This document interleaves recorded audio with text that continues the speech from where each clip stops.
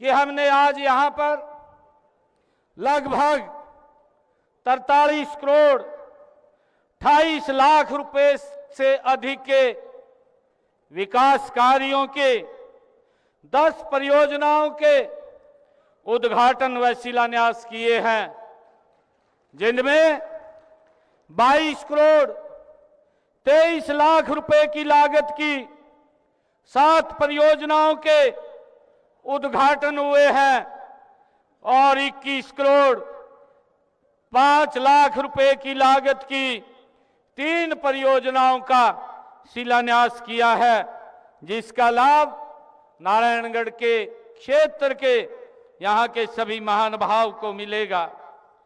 मुझे खुशी है कि आज जो बदौली मार्ग है और सादिकपुर रोड है और अम्बली महुआ खेड़ी रोड है, रायपुर रानी से संगरानी रोड है, इस विधानसभा क्षेत्र की चौड़ी और मजबूत 4 सड़कों का आज उद्घाटन करने का मौका मिला है।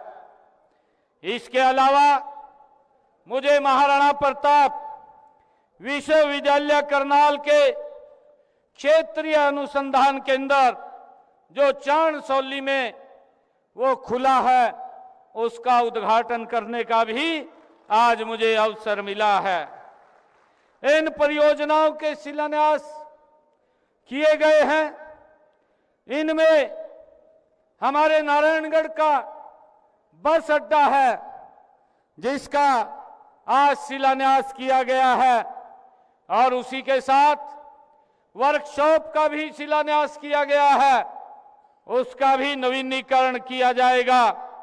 और इसके साथ साथ नारायणगढ़ में पेयजल व्यवस्था को स्वच्छ और सुदृढ़ करने के लिए भी यहां पर पाइपलाइन बिछाने के लिए हमने पेयजल वितरण प्रणाली को मजबूत करने के लिए हमने उसका भी आज शिलान्यास किया है, ताकि हमारे नारायणगढ़ के लोगों को इसका लाभ मिल सके।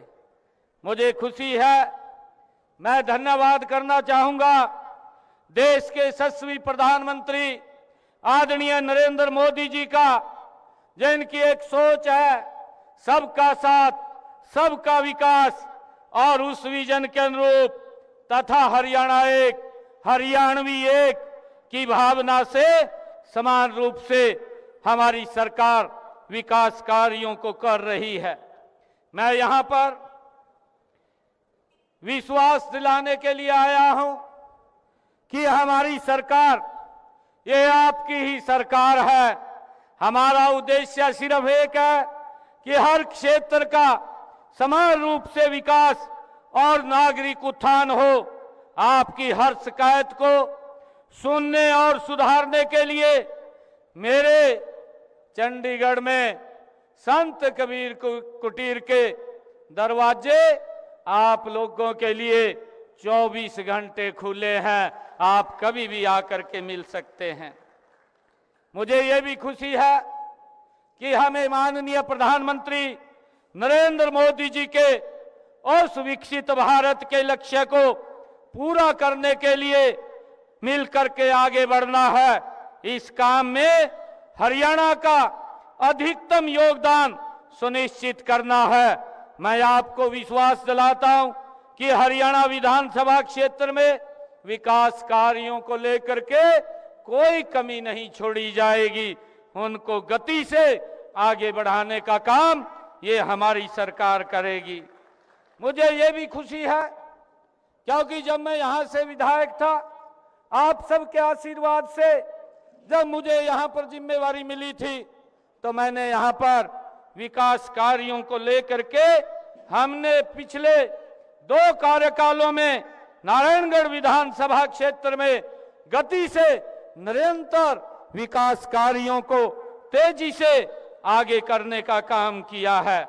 मुझे ये भी खुशी है कि हमने इस क्षेत्र में विकास कार्यों पर पिछले 10 सालों में लगभग 7,70 करोड़ रुपया हमने यहां पर 770 करोड़ रुपया हमने विकास कार्यों पर पिछले 10 वर्षों में नारायणगढ़ के विकास के लिए खर्च किया है।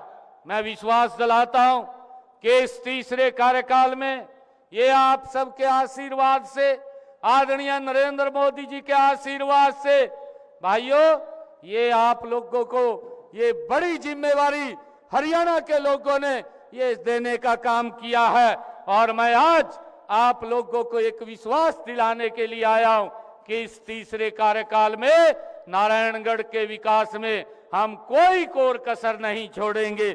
गति से हम विकास कार्यों को 3 गुना गति से आगे बढ़ाने का काम करेंगे। मुझे खुशी है कि हमने अपने समय के अंदर चाहे यमुनानगर पंचकुला राष्ट्रीय राजमार्ग 73 जिसके ऊपर 1112 करोड़ रुपया ये खर्च करके यहाँ के लोगों को उनके रास्ते को सरल करने का काम ये हमारी सरकार ने किया है। मुझे ये भी खुशी है कि हमने बड़ागढ़ के अंदर महिलाओं के बेटियों के लिए महाविद्यालय खोल करके जिसके ऊपर 12 करोड़ रुपए की लागत आई थी, ये भी हमारे नारायणगढ़ की बेटियों को हमने समर्पित किया है।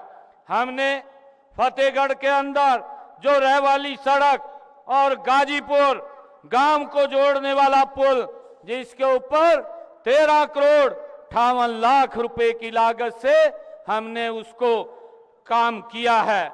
हमने नारायणगढ़ के 6 किलोमीटर 4 लाइनिंग सड़क पर 12 करोड़ 61 लाख रुपए की राशि वो खर्च करने का काम भी हमारी सरकार ने किया है।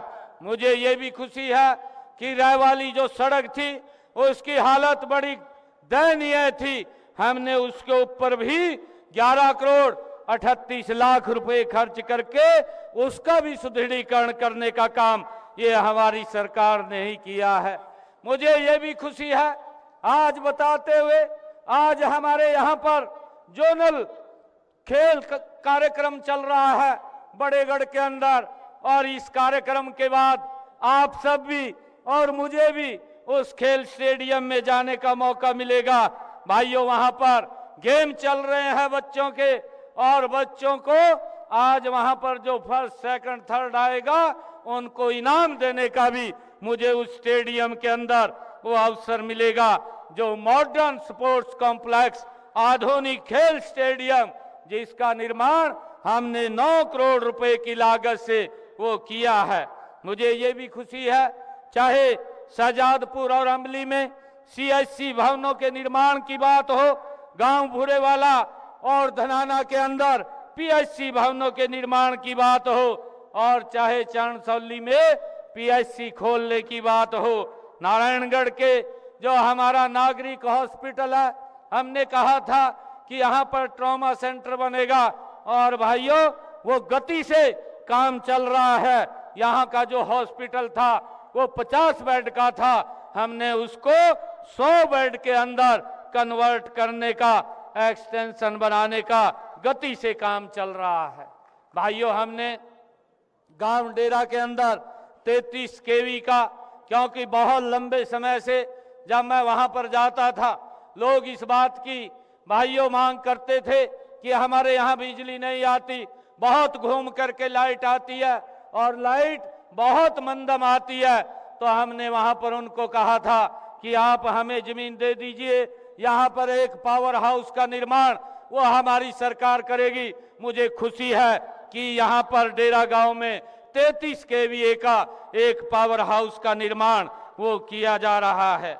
भाइयों, चाहे शाहजादपुर नारायणगढ़ मुख्य मार्ग पर पुलों के निर्माण की बात हो, इस क्षेत्र से गुजरने वाली नदियों पर पुलों का निर्माण एवं सड़कों का नवीनीकरण करने की बात हो, हमारी सरकार ने भाइयों गति से काम किया है।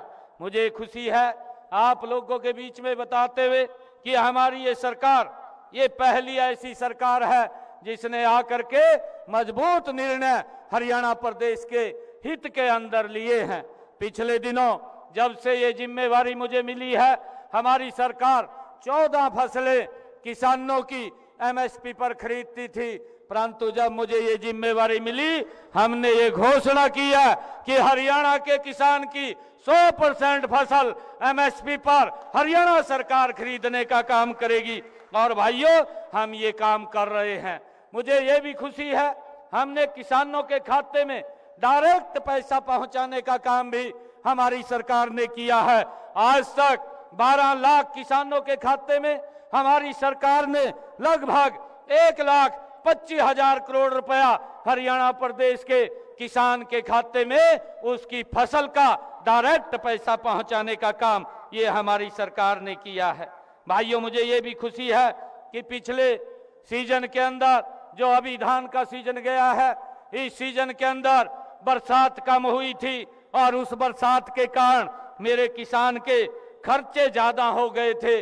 तो मैंने ये निर्णय किया था कि किसान को बोनस के रूप में हम 2,000 रुपए प्रति एकड़ उसके खाते के अंदर पहुंचाने का काम करेंगे। और मुझे खुशी है कि हमने हरियाणा प्रदेश के किसानों के खाते के अंदर 2,000 रुपए प्रति एकड़ के हिसाब से 1,000 करोड़ रुपया किसान के खाते में हरियाणा के पहुंचाने का काम ये हमारी सरकार ने किया है।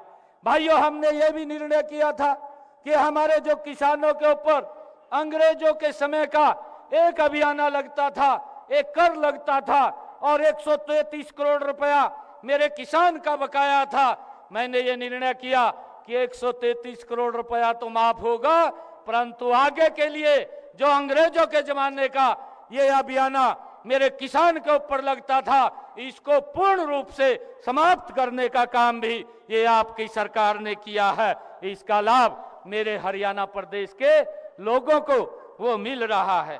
मुझे ये भी खुशी है कि मैंने आकर के ये भी एक अलग से नीति योजना बनाई है, एक पॉलिसी बनाई है कि जो बिजली के बड़े पावर हाउस एक्सटेंशन जो पोल्स हैं, उनके जो जमीन किसान की आती है या तारें उसके ऊपर से जाती हैं, उसके लिए भी मैंने एक अलग से योजना बनाई कि जो मार्केट रेट का, अगर किसी के किसान के खेत में कोई पोल लगता है तो उस खेत की मार्केट रेट का 200 गुना मुआवजा देने का काम ये हमारी सरकार करेगी। ये निर्णय भी हमने किया है।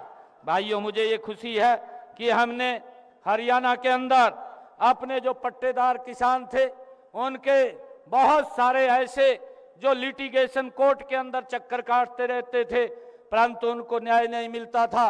लंबे समय से वो जमीन की काश्त तो करते थे, परंतु उनको मालिकाना हक नहीं था। हमने विधानसभा के अंदर पहले मैंने कैबिनेट के अंदर विषय लेकर के आया और कैबिनेट के बाद मैं उसको विधानसभा में लेकर के गया और उसका एक अलग से हमने बिल बना दिया कि मेरे हरियाणा प्रदेश के जो पट्टेदार किसान हैं वो कलेक्टर रेट लेकर के मालिकाना हक देने का काम ये हमारी सरकार ने किया है। भाइयों, ये भी निर्णय हमने किया है। हमने ये भी निर्णय किया है हरियाणा प्रदेश के अंदर जो भाई जिनका मकान पंचायत भूमि के ऊपर बन गया था और पिछले 20 सालों से जो पंचायत भूमि के ऊपर जिनका मकान था, ऐसे लोगों के लिए भी हम कानून बनाया और कानून बना करके हमने जो 20 साल से पंचायती भूमि के ऊपर रह रहे थे और उनके ऊपर भी एक तलवार लटकी रहती थी कि कोर्ट का कोई आदेश आ जाएगा और मकान को गिरना पड़ेगा, परंतु अब उसको मकान गिरने की जरूरत नहीं है।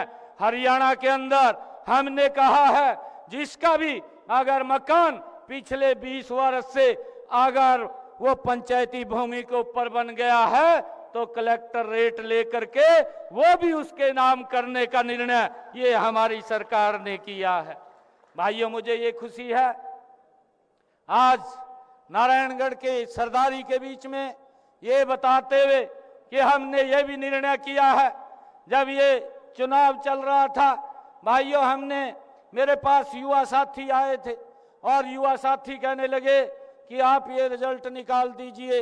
मैंने कहा कोड ऑफ कंडक्ट लगा हुआ है, मैं रिजल्ट तो नहीं निकाल सकता, परंतु मैंने हरियाणा के युवाओं को एक विश्वास दिया था। मैंने उनको कहा था 25,000 युवा थे, भाइयों मैंने उनको कहा कि मैं शब्द बाद में लूंगा, पहले आपको ज्वाइनिंग लेटर दूंगा, और भाइयों हमने उस बात को पूरा किया है।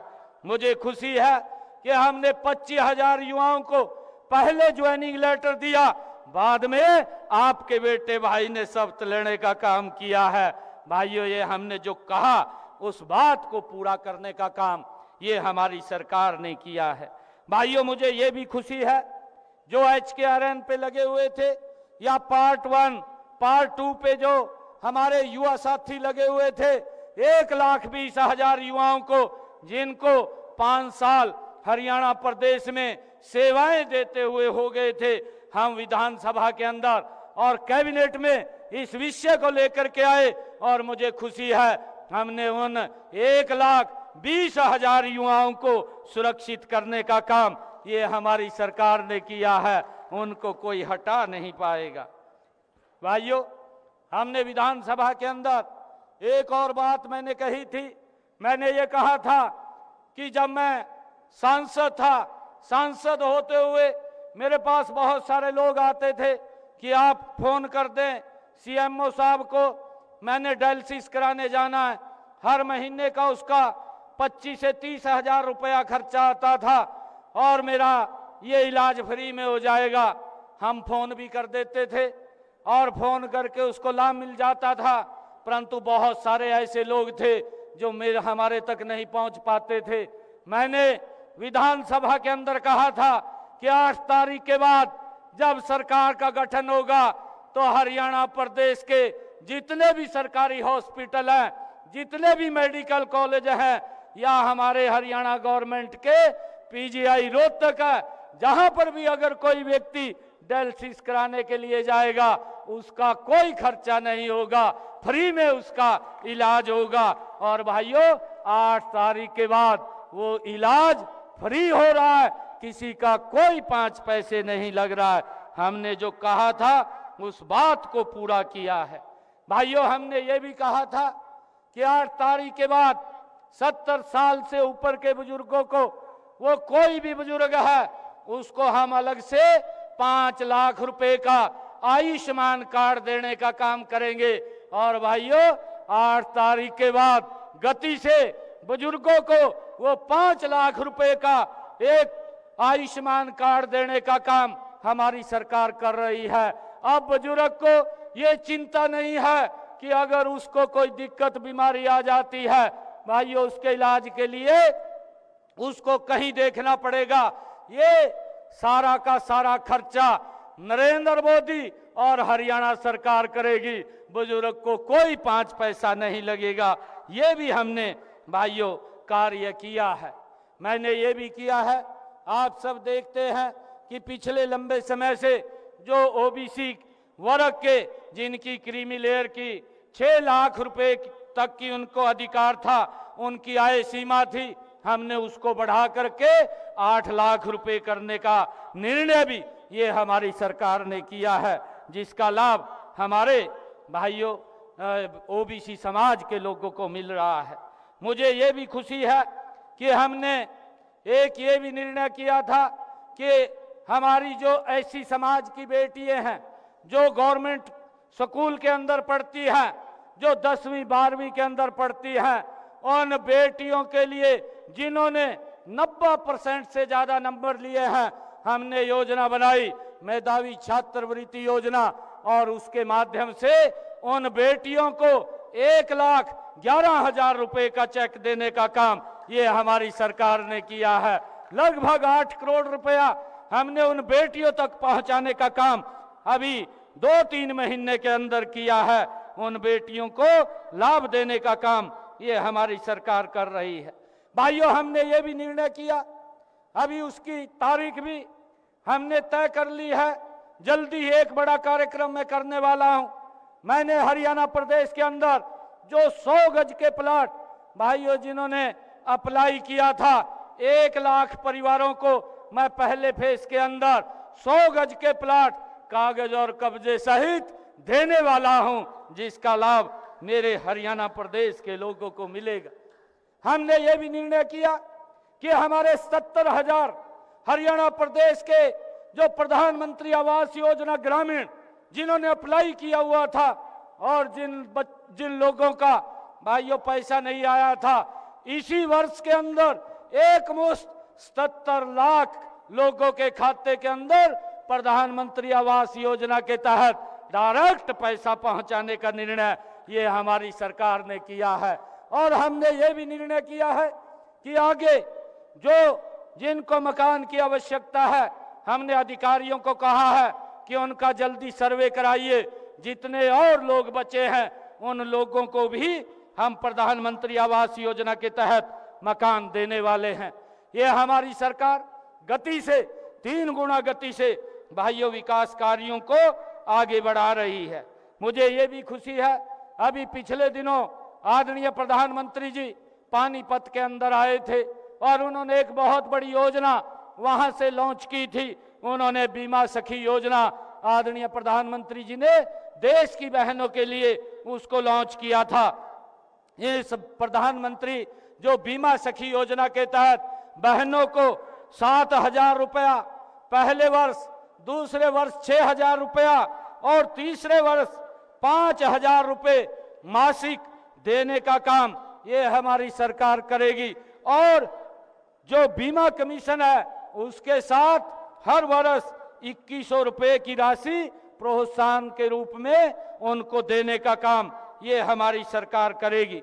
मुझे ये भी खुशी है कि हमने पिछले 10 वर्षों में हरियाणा प्रदेश के अंदर 79 कॉलेज खोलने का काम किया है, जिसके अंदर 32 कॉलेज हमने लड़कियों के लिए खोलने का काम ये हमारी सरकार ने किया है।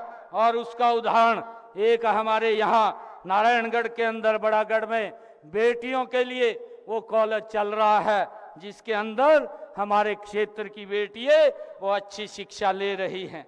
मुझे ये भी खुशी है कि हमने हरियाणा प्रदेश के अंदर जब मुझे ये जिम्मेवारी मिली थी, मैंने ये निर्णय किया था कि हरियाणा प्रदेश के अंदर जिन परिवारों की आय 1,80,000 रुपए से कम है, ऐसे परिवारों को 500 रुपए में गैस का सिलेंडर उपलब्ध होगा। मुझे खुशी है 13 लाख से अधिक परिवारों को आज हरियाणा प्रदेश के अंदर 500 रुपए का गैस का सिलेंडर वो उपलब्ध हो रहा है।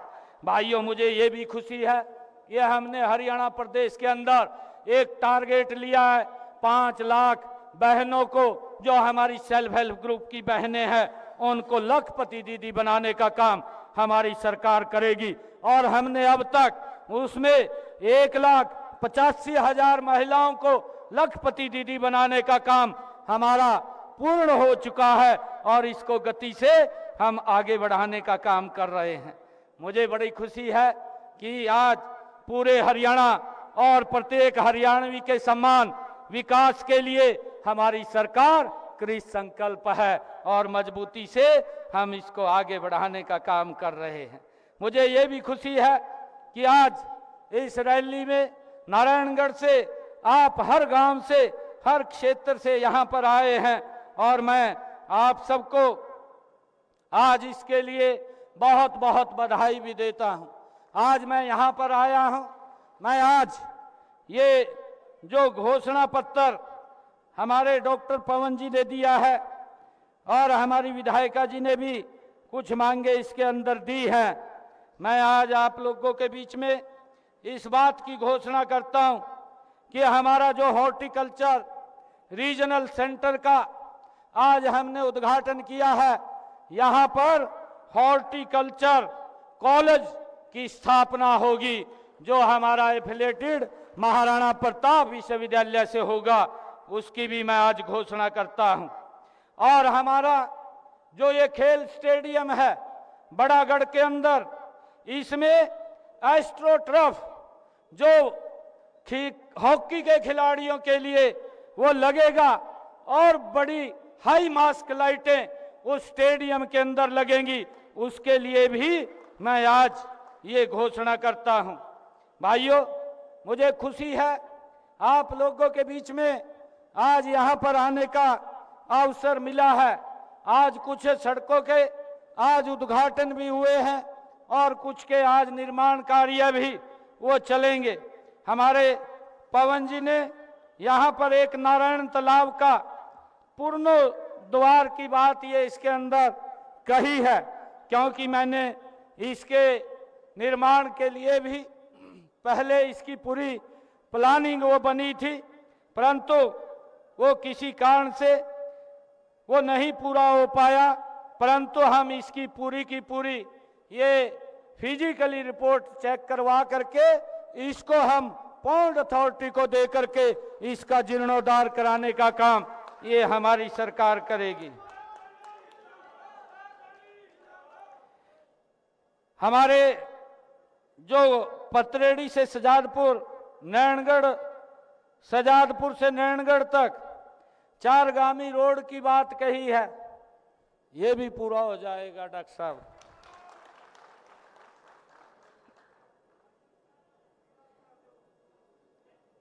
और हमारे रास्तों के लिए भी बात कही है। मैं आज यहाँ पर जो हमारी पीडब्ल्यूडी की सड़कें हैं उनके जीर्णोद्धार के लिए मैं 10 करोड़ रुपया यहाँ पर दे करके जाता हूँ। और हमारी जो मार्केट कमेटी की सड़कें हैं उनके नवीनीकरण के लिए मैं 5 करोड़ रुपया और यहाँ पर दे करके जाता हूँ।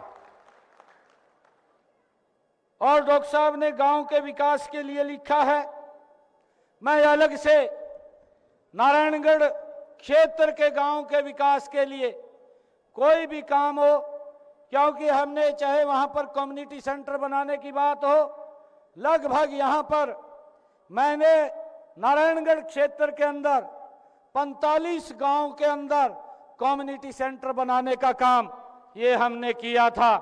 आगे भी जो गांव छूटे हैं उन सब गांव के अंदर धीरे धीरे करके इन कम्युनिटी सेंटर को बनाने का काम ये हमारी सरकार करेगी। और मुझे खुशी है कि आज मैं गांव के विकास के लिए अलग से 5 करोड़ रुपया और मैं दे करके जाता हूं। आप सब इतनी भारी संख्या के अंदर आज यहां पर आए हैं, मैं आप सबका दिल से बहुत बहुत धन्यवाद करता हूं और आप सबको बधाई भी देता हूं। चाहे नारायणगढ़ के विकास के मामले की कोई भी बात हो, कभी भी आकर के आप मुझे बता सकते हैं, मेरे को मिल सकते हैं। यहाँ के जो शुगर मिल की बात है, क्योंकि शुगर मिल को लेकर के मैंने अधिकारियों को यह स्पष्ट रूप से कहा है, उसकी हमने घोषणा भी की है कि यहाँ पर नारायणगढ़ के अंदर हमारे किसानों को बहुत दिक्कत होती है, यहाँ पर ये कोऑपरेटिव शुगर मिल लगेगी। और भाइयों, हमने इस शुगर मिल के लेकर के भी एक चर्चा की है, हमने इसको कमेटी के अंदर भेजा है और वो सेंटर की कमेटी है। मुझे पूरा विश्वास है चीफ सेक्रेटरी के नेतृत्व में हमने वो कमेटी का गठन किया है और चीफ सेक्रेटरी साहब इस सारे विषय को देख रहे हैं, बड़ी गंभीरता से देख रहे हैं। उसने 3 बैठकें इसको लेकर के अधिकारियों से कोऑपरेटिव विभाग के की है, 1 बैठक मैंने भी की है। जल्दी ही इसका कोई ना कोई निर्णय हो जाएगा और निर्णय करके या तो इसी को कोऑपरेटिव बना देंगे, नहीं तो दूसरा मिल कोऑपरेटिव खड़ा हो जाएगा। ये जल्दी ही हो जाएगा ताकि हमारे क्षेत्र के लोगों को या नजदीक के लोगों को कोई समस्या दिक्कत ना हो, उसको लेकर के भी हम गंभीरता से काम कर रहे हैं। मैं आज आप सबको इस अवसर के ऊपर बहुत बहुत बधाई देता हूं और आप सबसे ये भी आग्रह करूंगा, क्योंकि जोनल गेम चल रहे हैं बड़ागढ़ स्टेडियम में, अभी यहां से मैंने वहां जाना है और फिर उसके बाद मेरी एक बैठक है पंचकुला में प्री बजट को लेकर के, और फिर उसके बाद दिल्ली में जो चुनाव चल रहा है उस दिल्ली के अंदर शाम को चला जाऊंगा। वहां पर कल के पूरे दिन के कार्यक्रम है, आप यहां से वहां जाने का भी कष्ट करें। आप सबको मैं बहुत बहुत बधाई और शुभकामनाएं देता हूं। एक जोरदार जयकारे के साथ भारत माता के, भारत माता के।